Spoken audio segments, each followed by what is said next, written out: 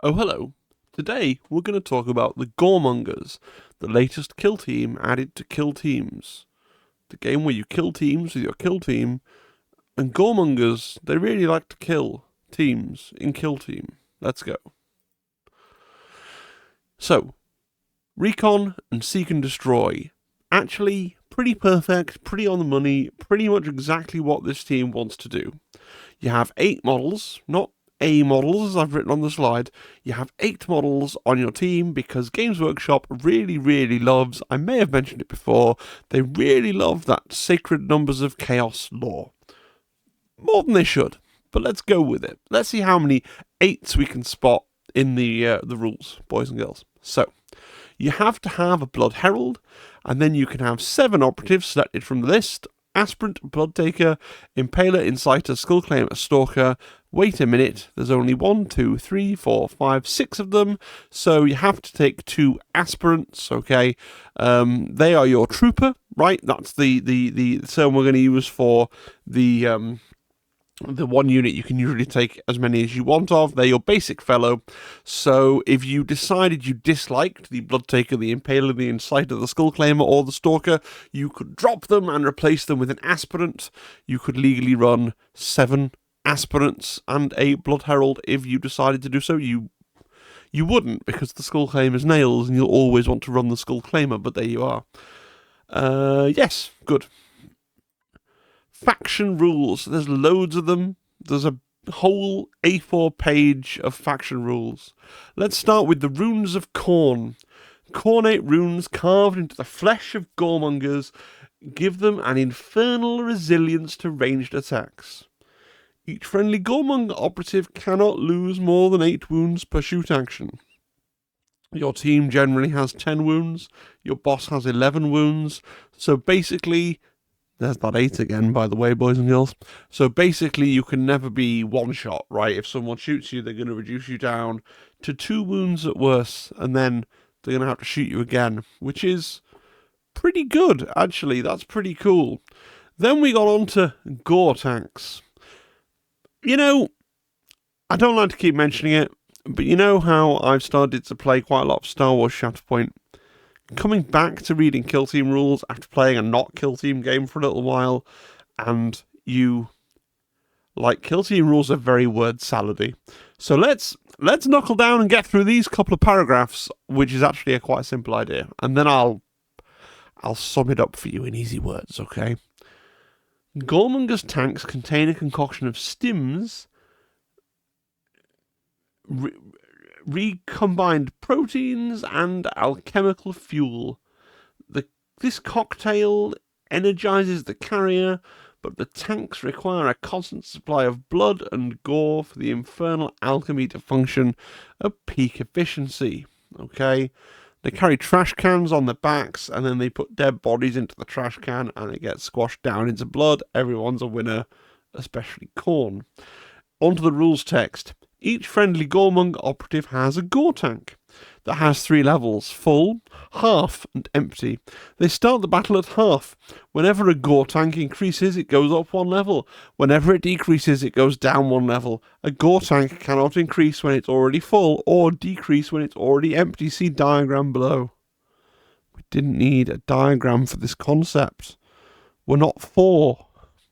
Whenever a friendly Goremonger operative incapacitates an operative within its control range, or visible to within 2 inches of it, you can increase its gore tank.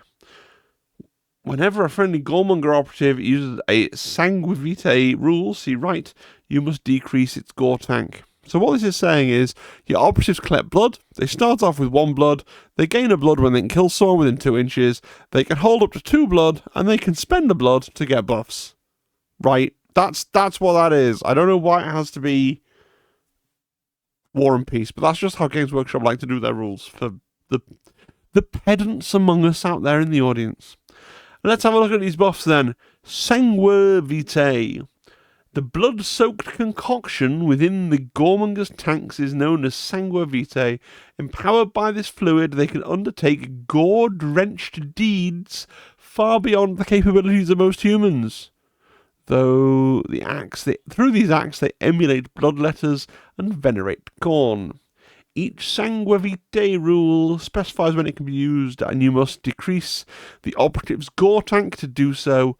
You cannot use the same Sangue Vitae rule more than once per activation or counteraction, and you can't use more than 2 Sangue Vitae rules per activation or counteraction, and you can't use the Mania and Fury during the same activation. So, let's go through these one by one. Rejuvenate during a friendly Goremonger operative's activation or counteraction before or after it performs an activation. Yes. The operative regains 2d3 lost wounds. Pretty cool, especially in concert with the fact that we can only ever be reduced down to having 2 wounds left from a single shot. So you tank a melt shot to the face, you lose your 8 wounds, you activate, you regrow 2d3. That's going to annoy your opponent for sure. Mania, also during a friendly activation, blah blah blah. Until the start of that operative's next activation, add +1 to its APL stat. So here it is. You are an 8-model team with 2 APL. This is the way you can have APL 3, and you all start with a gore, a blood. Let's just say in the blood tanks, so you can go, okay, I'm going to be 3 APL this turn, and that's something that you can just do. Fury, also in your own turn, right? That operative can perform 2 fight actions during its activation, and the second one is free. That's pretty good, but you can't have Fury and Mania at the same time, so you can't have APL 3 and fight twice. But the second fight action is free, so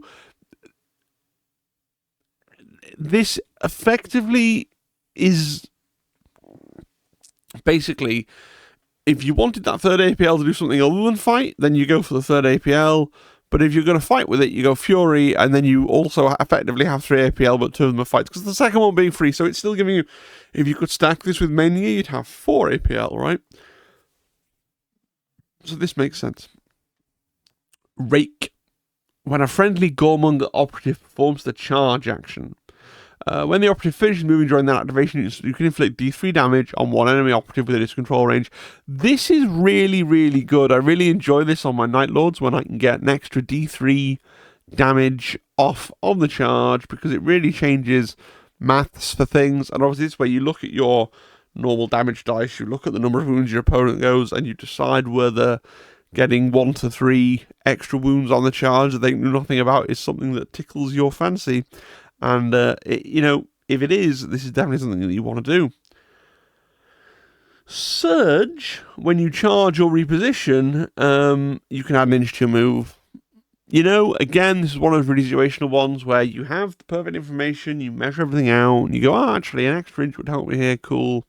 I'll consume a portion of blood for Surge. And then finally, Rage. When you perform the fight action, until the end of the action, you add +1 to the attack stat of your melee weapons. So these are all really good buffs. Some of them are a bit situational, and some of them are APL 3. APL 3 is sort of the main thing. APL 3 by either Mania or Fury, right? They all both amount to effectively giving you an extra action. I like gore tanks and the buffs. I think it's it's thematic and it's quite straightforward in its way, although, as we kind of saw with the Sanctifiers, similar thing applies here, where your strategy ploys are also going to care about the status of your gore bins, right? So let's look at those strategy ploys. We start with Enhanced Violence. When powered by Sangue Vitae, Goremongers fight with far greater ferocity and skill than any unaugmented human. Whenever a friendly Goremonger operative's gore tank is half, its melee weapons have the balance special rule, and when it's full, your melee weapons have the relentless special rule. So obviously, team-wide relentless for 1 CP is really, really good, but you have to be fighting with your full gore tank to get that. I feel like this is one of those things where you really want to think carefully about, carefully husbanding your gore tanks, basically. It's really difficult, because until you've played a number of games on the table, I think it's hard for me to get a feeling in my mind of how quickly you'll be burning through your gore. Like, this is definitely, like, if you break it down to, yes, it's relentless team-wide for 1 CP. That's amazing. But the opportunity cost of not being able to use your gore is obviously a huge hindrance. Augmented endurance is kind of the same deal, so an infusion of sanguivitae serves to harden the subject's mind, body, and soul, rendering them supremely resilient. Whenever an operative is shooting a friendly Goremonger operative, even if that friendly operative's gore tank is half, you can reroll a defense dice. If it's full, you can roll any of your defense dice again. Obviously, a really strong buff. I don't know how often your gore tank is going to be full. You might want to have both of these ploys up most of the time. Because especially the defensive one, like the offensive one, I can see, well, when are you likely to burn gore? When you're likely to spend the gore, do your attack, and then get gore back at the end when you've killed somebody. So at the point where you're actually rolling the melee weapon attacks, that's going to be your downwards ebb on gore most of the time. So that's kind of a problem for enhanced violence. But on the other hand, augmented endurance, you're going to spawn with that 1 gore. And until you've done nothing, you've got that. And then, you act, maybe you spend your gore, but then you harvest gore at the end, hopefully. Like, I think there's more mileage maybe in the defensive one, because you're more likely to have gore I think you're more likely to have gore in the tank at times where you're called upon to roll defense dice than at the exact point where you're rolling a weapon attack dice, right? Maybe that's just me, though. Gory tenacity. The prospect of carnage drives Goremongers into a maniacal fury. Enraged thus, they're capable of shrugging off terrible wounds. Whenever a friendly Goremonger operative is fighting or retaliating, the first time your opponent strikes it during that sequence, half the damage inflicted rounding up. This is really good. Really good. Because hopefully what it lets you do is to resolve an extra attack of your own before dying, and therefore potentially win the combat. And it doesn't... This one doesn't require you to do anything fancy with your gore tank. So this is just a really good... you want this up from turning point 2 onwards. You're going to want this turning point 2, turning point 3, maybe turning point 4, depending how it's going. You are a close combat team, and this is a really good global buff for being close combat, right? Then we got Hunt for Blood. As blood is spilled, its copper scent fills the air, driving the Goremonger should be Goremongers probably, driving the Goremongers into a thirsting frenzy. Select one friendly Goremonger operative. If it has a concealed order, change it to engage. Then it can immediately perform a free charge action, but can't move more than 3 inches during the action. So this is weird because it feels like a firefight ploy because it's one model doing a cool thing rather than generally with strategic ploys we're getting global buffs of different kinds. It doesn't excite me, but at the same time, if you obviously have an opening for that kind of ploy that you see in the strategy phase, like, oh, I can do this, and I can immediately charge there, right? Because someone has parked 3 inches away from me, then this is worth doing. But it's a weird one. It's not bread and butter. So I think these are a team that they can afford to, I don't think they're really depending on their strategy ploys, unlike the Sanctifiers, where I really love the strategy ploys, but they are good. Firefight ploys. So, unbridled aggression. When they close with the enemy, Goremongers fight with all the savage fury and martial prowess of bloodletters that they so idolize. Use this firefight ploy when a friendly Goremonger operative is fighting during an activation in which it's performed the charge action. At the end of the roll attack dice step, until the end of that sequence, the operative's melee weapons have severe. So, severe for a CP. Severe is when you don't roll a crit, you can promote one of your hits to a crit, I think. It's pretty good. It's pretty good for a CP. And it's at the end of the roll attack dice step. So use the FireFight blood during the activation, which perform the charge action at the end of the roll attack dice step. So it's one of these ones where you're doing it with perfect information. You look at the thing and you go, oh, I don't have a crit. I'll spend a CP and I will receive a crit. And that makes it good, right? Because we think about it, oh, it gives the weapon severe, but it's much better than giving a weapon severe for a CP. If this was a strategy ploy, it would be less good, but it's a tactical ploy, and therefore it can happen after you know whether you've got that crit organically or not, and that's good. So you probably want to keep a CP in the back pocket every turn for this one, because there are quite a few times in this game where a combat's like, well, as long as I get a crit, it's all good. Gore Thirst. Goremongers are drawn to violence, like insects to blazing lumen, unable to control their thirst to spill viscera. Man, I want to know the guy that just writes these little lines. Just popping off for that, all that tier 3 vocabulary like viscera. It's good. Use this firefight ploy when you would counteract. You can do so with one friendly Goremonger operative that has a conceal order, but you must change its order to engage, and it can only charge, fight, or shoot. This is super niche, isn't it? Like, generally speaking, are you going to spend a CP to get a counteract with somebody on conceal? How often is that going to be relevant? But it's there. It might come up now and again, potentially, right? Destructive Demise.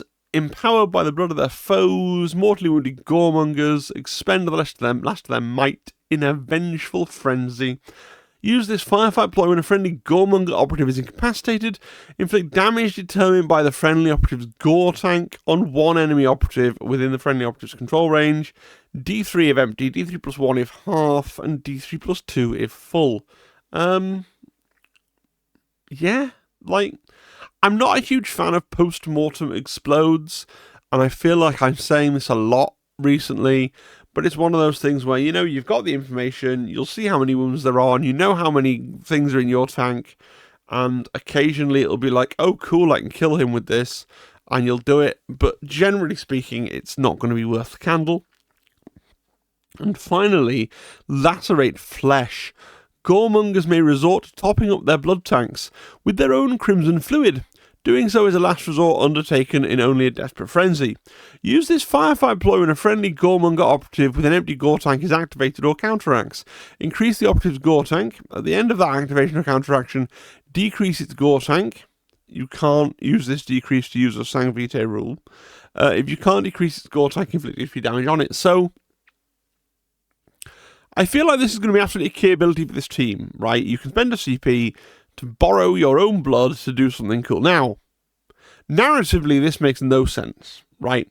If it was just for a CP, take D3 wounds and put some gore in your tank, I'd understand what the guy was doing. He's lacerating his own flesh, bleeding into his tank, and away he goes. But the fact that it's like, if you're lacerating your flesh, you're borrowing the blood out of it, and then you absorb as long as you can absorb the blood back into yourself at the end, you don't have to take the damage, even though when you are, like, the way that you turn the blood into buffs anyway is by absorbing the blood. It doesn't seem like it should work because it's generating energy from nowhere. Like, that blood was already inside the... But from a gameplay perspective, a really cool ability, yes. Right, good. Blood Herald. So this is your leader, alright? He has an interesting ranged... Well, first of all, let's look at his stat line. 2 APL, 7-inch move, 5 up save, 11 wounds. Your basic fella's a 2 APL, 7-inch move, 5 up save with 10 wounds. He's got that extra leader wound there for you. And then the Goremonger, he has an icon of corn, so he has a range 8. 8, again. 4 dice, hitting on 2s, 4/4 damage, saturate. Like, that's a good weapon. It's solid. It's going to do stuff. It's going to hurt people. You know, it could potentially kill a human quite easily, right? Quite easily expect to get 8 wounds through on that, no problem, right? Yeah, no worries. That's quite a good range weapon, actually. And then he's got his chain blade, so 4 dice hitting on 3s. 4/5 rending. Is this guy better range? Hit stats, like, okay, yeah, he's got extra points of crit in melee, but he's sitting on 3s rather than 1 and 2s. Yeah, he's got rending as well, but, you know, like, I guess it's much as a muchness with the rending and the extra point of crit, but still. He has Khorne's Favour. Once during each of your operative activations, if the gore tank is empty, you can increase the gore tank. So you just kind of reminds me of the Wrecker Crew, where the Knob just gets a Wrecker point for free. The Goremonger just gets a Gore for free. That's fine.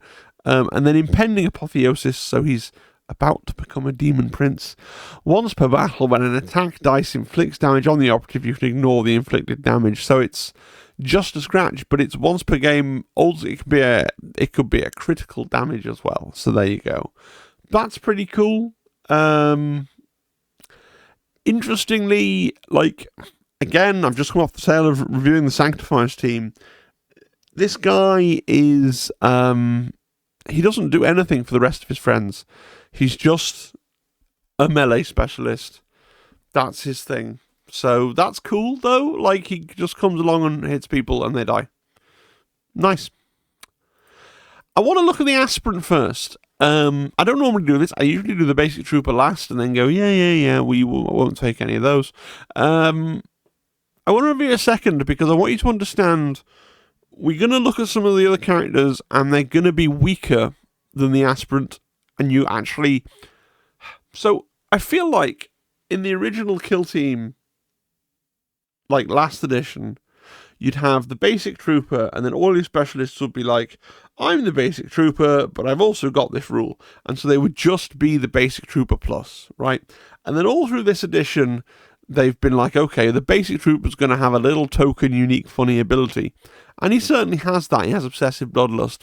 But he also has this Chainglaive, and not all of your more sort of special operatives, your one-offs, your specialists, as I call them, have a melee weapon that's quite as good as the Chainglaive. So we need to look at it, and we have to kind of understand what we're giving up potentially for some of these other operatives, all right? So the Chainglaive, 4 dice hitting on 3s, 4/5 damage with rending is a pretty good stat line, right, for a basic man. And then we got Obsessive Bloodlust. Whenever the operative ends the fight action, if it's no longer within control range of enemy operatives, it can immediately perform a free charge action, even if it's already performed the charge action, the activation, but it can't move more than 2 during that action. Doing so doesn't prevent it from performing the charge, dash, or reposition actions afterwards. So bear in mind, you have the buff from your Gore tanks that lets you do a second fight as a free action. So potentially you could do the old charge, fight, right? That's possible with this guy, because you're getting, you know, the free charge here plus the free fight from your blood. That's really, I think, what your Aspirant wants to try and do. And potentially kill like 2 Kriegsmen, you know, in a turn, and fill his blood thing right back up to the top. Like, yeah, that's pretty neat. But even if you don't want to spend the blood to do that, then I guess you can use the second charge to hide in melee where you can't be shot, right? And then when next turn you can fight straight away and then charge and fight again, potentially, right? Good. So that's your Aspirant. And reminder, you can take 7 of these if you want to. All these other things we're going to look at, the opportunity cost is an Aspirant.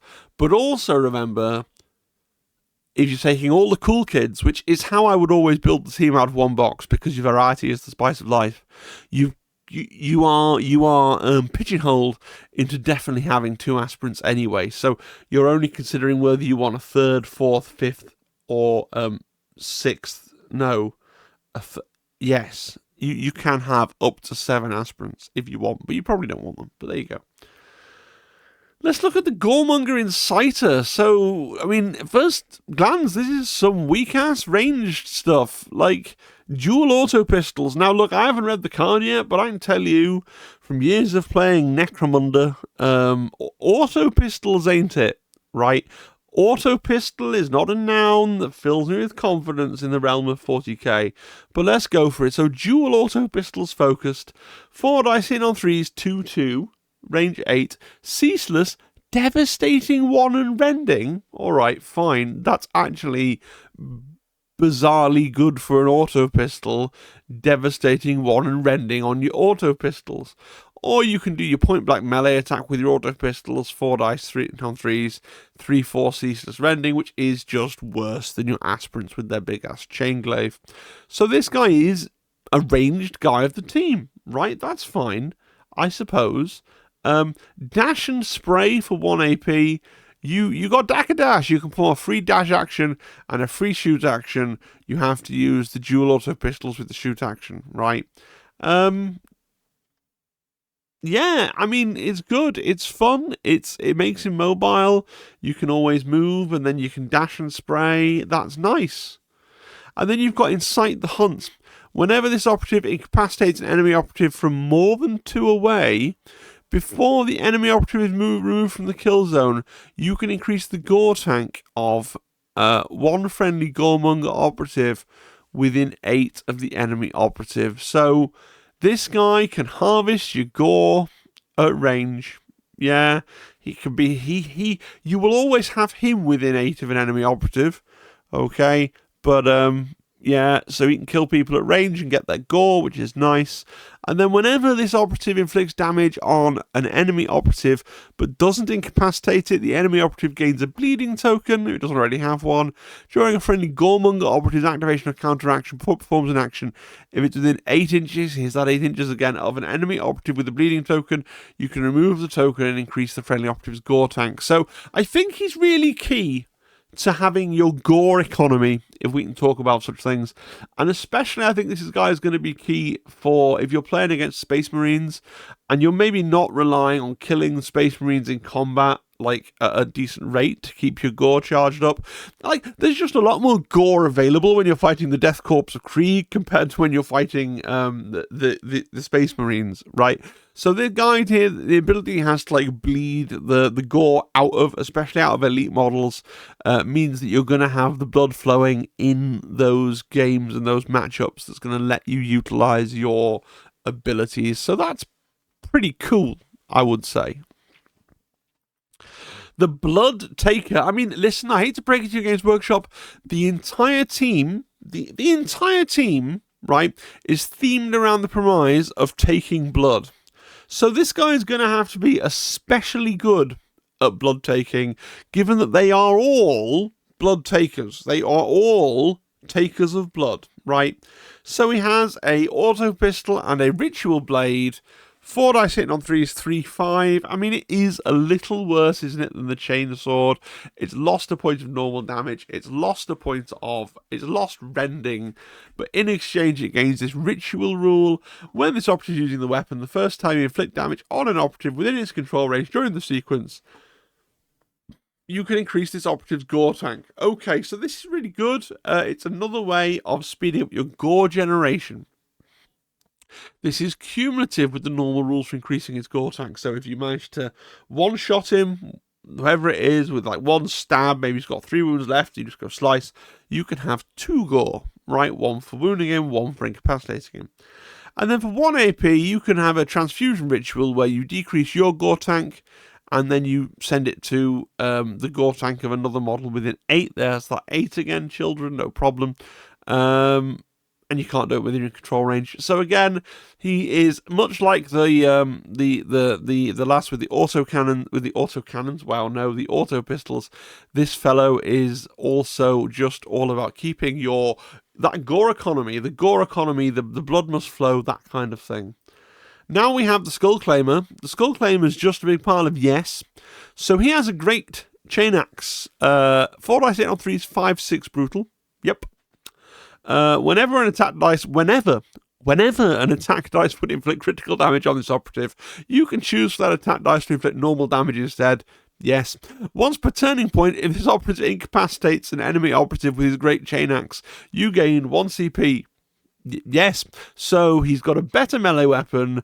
You can't crit him in close combat, and whenever he kills somebody, he just generates a CP. This, yeah. So you know when I said you're never gonna take all aspirants, this is the reason why the Skullclaimer is just better than an. Like I know you're gonna say, oh, technically an aspirant can do a free little 2-inch charge or whatever. Like, yeah, but it's not gaining a CP or having a 5/6 brutal chain axe or being immune to crits, is it? It's none of those things. This guy's just amazing. Well done, the Skullclaimer. I salute you. Then we've got the Stalker. So the Stalker, auto pistol, and then pick rippers. 4 attacks, hitting on 3s, 4/5 rending. 4 attacks, hitting on 3s, 4/5 rending. 4 attacks, hitting on 3s, 4/5 rending. It's a chain glaive that's just got a different name. So this is also, so you're trading versus the aspirant. You've not got the mini charge thing, but you've instead got, you can treat vertical distance as 2 inches. We're going to imagine that's going to be FAQ'd very quickly to say whenever they're climbing up, right? And if you go if you say to your opponent, oh, technically, the rules text on my model has not been changed, so I can treat distances down as 2, but you can only climb up. That makes you a horrible person who no one wants to play with, right? So just bear in mind, in cases like this, where the FAQ has clearly changed this rule, and then because of the lag time in printing, climbing is climbing up. Just, that's how we play the game, okay? And then we got the Rooftop Stalker. Whenever this operative is fighting during an activation in which it dropped from vantage terrain, or whenever it's fighting against an enemy operative that's on vantage terrain, this operative's melee weapons have relentless. I mean, that's really cool as well. Obviously, your mileage will vary. Useless on Into the Dark. Amazing on Beta Decima. Do you just always drop this miniature on Into the Dark and replace it with another aspirant? Yeah. There's no. I mean, look. You don't need to go out and buy a second box just for this, because it's such a niche benefit. Like, you're trading in 2 useless rules for like the extra charge. It's a niche thing, but if you really want to be at the peak performance, yeah, you're gonna want to get rid of your Stalker on Into the Dark, where there's no climbing, there's no vertical distance, there's not going to happen, and so both your rules just turn off and you take a third aspirant. That sort of sucks, just because it's a way Games Workshop can sort of bully you into buying the second box, I'm afraid to say. Yeah, this is at least one that you want to consider trading out. Only on Into the Dark, mind you. The Goremonger Impaler. Now, much has been written about the Goremonger Impaler because they previewed him earlier on Warcom, but I will go through the Goremonger Impaler's life for you. So the Goremanger Impaler has an auto pistol, which he doesn't care about, and he also has the Flesh Skewer. The Flesh Skewer has a ranged attack, 4 dice hitting on 3s, 4/5 damage, so much better than the auto pistol. Range 8, same as the auto pistol, and then stun, drag, and prey. Let's read drag. Drag. Whenever this operative is shooting with his weapon, at the start of the resolve attack dice step before inflicting damage, you can move the target up to X. X is your total number of successful unblocked attack dice multiplied by 2. The target must be moved to a location it can be placed as close as possible to this operative, determined by the X inches you chose to use. The move must be done in 1 or more straight line increments, and increments are always rounded to the nearest inch. Whenever the target is dropping during the move, ignore the vertical distance. So, you can grapple hook people and pull them towards you, but you're only really likely to be pulling them towards you 4 inches, right? Maximum 8 inches, right? Likely outcome 4 inches. So when they put this on Warcom, they framed it as like, yeah, you pull them off and then you can kill them with somebody within 2 and then you can get their gore. And it's like, sure. Well, let's read the prey rule. Whenever an operative is shooting with his weapon in the resolve attack dice step, after resolving the drag weapon rule, if you choose to, you can discard any of your successful unblocked attack dice. In other words, you can choose not to inflict damage with any number of them. So what this is saying is you don't have to kill, you don't have to have all the damage you're entitled to. Now listen, look. if you manage to drag, given it's an 8-inch range gun, if you manage to drag this guy 6 inches, they're then within 2 inches of you, and so then you can just kill them, and you will get their gore, right? The world in which you're ever using this prey rule is a very thin glimmer of a rule, right? Like you're going to drag them off and leave them in front of you and then leave them alive so that you can then charge and then fight them with 3 APL, like shoot, charge, fight, like maybe.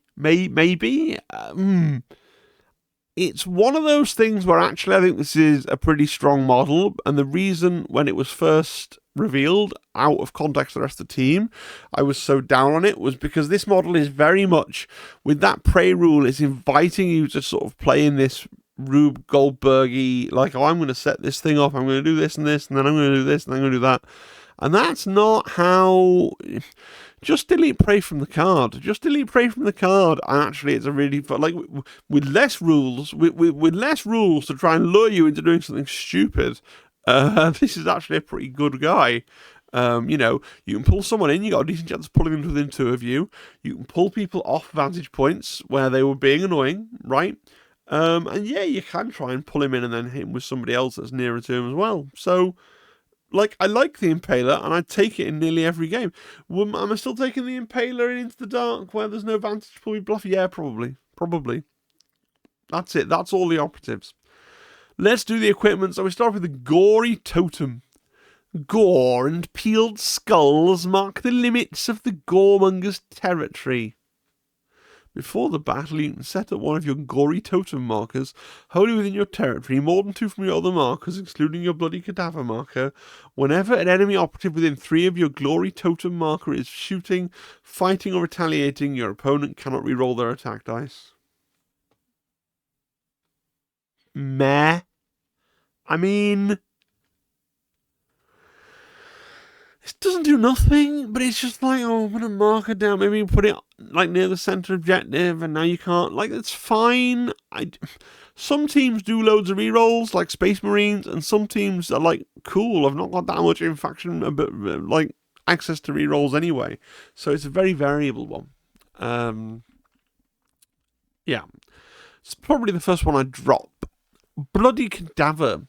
Goremongers will often stash corpses for later consumption and refueling. This is funny to me. Before the battle, you can set up one of your Bloody Cadaver markers wholly within your territory, and more than 2 inches from other markers, excluding your Gory Totem marker. Friendly Goremonger operatives can perform pick-up marker action on the marker. In the ready step of strategy phase, you can increase the gore tank of one friendly Goremonger operative that controls the marker, unless the friendly operative is within control range of an enemy operative. It's tough, because, yes, it's free blood, and it's very cool in that way, and it is in your territory, and so you can just put it, which is your table half. So you can put it quite far up the board, like in the centre. But if you jam it down on the centre, you're likely to be in control range of enemy operatives if there's going to be like a scrum there. So it's just difficult to work out. Like, I think you do take it, and I think you do jam it down in the centre, but I think like, trying to be like, oh, I'm going to pick it up and I'm going to move it with me is going to be a pointless waste of your APL. Right. Chaos Sigil. The runes of the ruinous powers are carved into the flesh and borne upon armour and clothing, providing their bearers with malefic might. Once per turning point, when an operative is shooting a friendly Goremonger operative at the start of the roll defense dice step, you can use this rule. If you do, worsen the X of the piercing rule by 1, if any, until the end of that sequence. Note, the piercing 1 would therefore be ignored. Yeah. Once per turn, -1 piercing. Yeah, I'll take that. I'll take that every day of the week. Well done. Wrist chains. The Goremongers secure their weapons with lengths of chain, like the Black Templars. Interesting. Enabling them to be hurled towards an opponent. Once per turning point, when a friendly Goremonger operative performs the shoot action and you're selecting a ranged weapon, you can use this rule. If you do, Until the end of the action, the following melee weapons are treated as ranged weapons with range 2. Chain blades, chain glaives, great chain axe, ignore brutal, and pick rippers. Now, this is really, really, really good. I'll tell you for why. You're a team that can't be reduced to dead by a single shot. So it's likely that at some point in the game, you're going to have a guy that's on 2 wounds. If you're on 2 wounds, charging into combat is not generally the best play, because you hit them, they hit you, you die, right? Ranged attacks, much safer in terms of getting that model dead. Yeah, not safe in terms of you can then be shot afterwards because you're not locked safely in combat. But if you're going to have characters running around going, oh, I just got flipping orbital defense lasered by the Euclidean Star Striders, but here I am on 2 wounds, you know, having soaked one of their best guns. I feel pretty amazing, and now I'm just going to get to within 2 inches of somebody, and I'm going to throw my chain glaive at them and kill them is pretty fun. So for that reason, for the reason that you're just very likely on this team to be walking around with low wound count models, I quite like wrist chains. Yeah. Tac Ops, I really think there's only one choice, and it's confirm kill. Confirm kill is just what this team wants to be doing. It wants to be killing people close up, and then it's going to kill people, and then it's going to be standing there, and then it's going to be claiming the kill. Confirm kill, it's a gimme. If you're playing this team at all well, you'll be scoring confirm kills, so confirm kill. Confirm kill. How do you buy it? You buy Kill Team Blood and Zeal. Shall we check? We did this last time. Shall we check to see if it's still actually in stock? I understand, apparently, in the United States, it ran out of stock really quickly. But you please to know, here in the UK, I can still, on the official Games Workshop website, put it in my cart. I wouldn't care to speculate onto why we didn't send that many over to the Americas. Sorry, lads. But we've got plenty in stock in the UK Games Workshop store. If it's any consolation to you, we didn't send many to friendly little gaming stores either. I understand Element Games sold out within the hour. But if you want a copy of Blood and Zeal, or 2 copies, so you can have the full roster for both teams, you can pick that up right now on the Games Workshop direct official website. Good. That's really it. So final thoughts. For me, this team is essentially the opposite to the Sanctifiers. I'm not interested in their lore or their aesthetic. I don't really like Khorne. He's my least favourite of the 4 Chaos Gods. I think he's the least interesting. He's very basic. He just likes to kill people. And he has a lot of... Like, how is Khorne a bad guy when Blood Angels are good guys, and Flesh Terrors are good guys, and Katachans are good guys, and so much of the Imperium are indoctrinated mega murderers that just want to murder in the name of their... Like, I understand what they're trying to do with the Chaos Gods. They're trying to look at the sort of main, like, quintessential vices or sins or whatever you want to call them that people could fall to.